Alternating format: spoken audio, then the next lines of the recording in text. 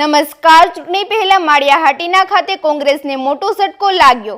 તાલુકા પંચાયતની ગળોદર સીટ પરથી કોંગ્રેસના ઉમેદવાર મુમતાઝ અમીન દલે પોતાની ઉમેદવારી ફોર્મ પાછું ખેંચ્યું.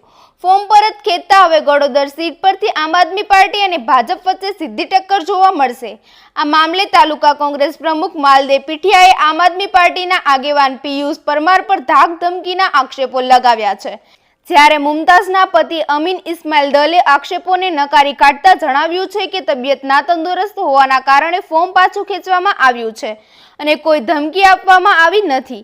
આ ઘટનાને લઈને માળિયાહાટીના રાજકારણમાં અનેક તર્ક વિતર્ક શરૂ થયા છે. વધુ સમાચાર માટે જોડાયેલા રહો આરપી ગુજરાત ન્યૂઝ રાજકોટ.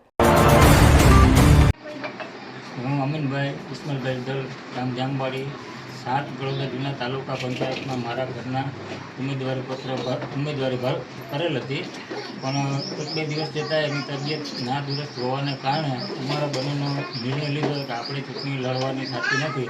એટલે અમે રાજી ખુશીથી કોઈ પણની ધાક ધમકી વિના અને કોઈ પણ લાલચ વિના ઉમેદવારી પત્ર પાછું ખેંચી લીધું છે. એટલે કોઈ નવા એવા કોઈ વિચાર કરતા નહીં કે આને ધાક ધમકી મારી છે, કોઈનું દબાણ છે. અમારા ઉપર કોઈનું પ્રેશર નથી અને રાજી ખુશીથી અમે ફોર્મ ખેંચેલું છે.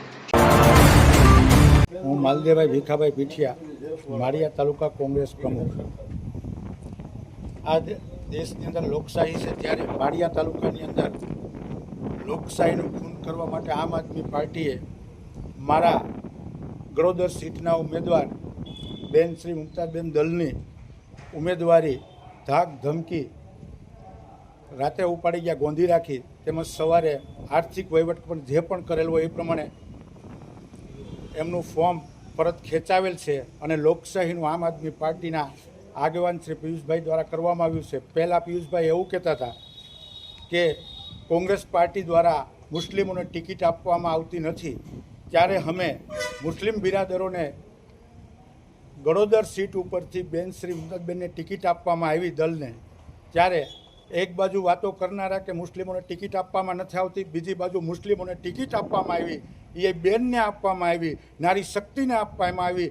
ત્યારે આમ આદમી પાર્ટીના આગેવાન શ્રી પિયુષભાઈ દ્વારા એમને ઉપાડી પોસલાવી, ગોંધી રાખી, રાત આખી આર્થિક વહીવટ, ધાક ધમકી જે પણ કર્યું હોય એ પ્રમાણે એમનું ફોર્મ ખેંચવામાં આવ્યું છે. હું આ માળિયાની જનતાને વિનંતી કરું છું કે યાદ રાખજો મિત્રો, આ સટ્ટા બટ્ટાની સરકાર બનાવવા માટે આમ આદમી પાર્ટી દ્વારા આવનારા દિવસોમાં સરકાર આવ્યા પહેલાં આ તાલુકાની અંદર અરાજકતા ફેલાવવામાં આવી રહી છે, ધાક ધમકી આપવામાં આવી રહી છે.